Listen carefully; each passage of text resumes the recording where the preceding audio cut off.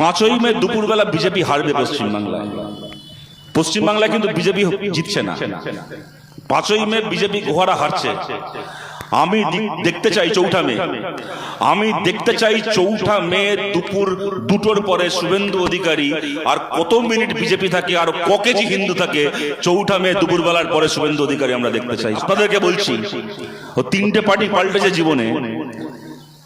এই মে মাসের 4 তারিখ বিজেপি হারবে পশ্চিমবাংলায়।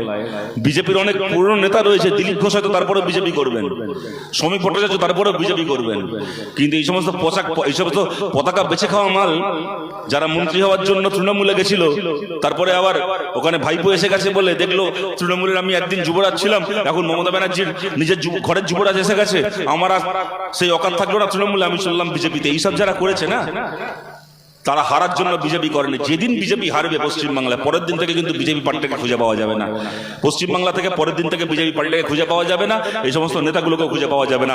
এই মাটিতে আমরা ছিলাম, আমরা আছি, এই মাটিতে আমরা থাকবো।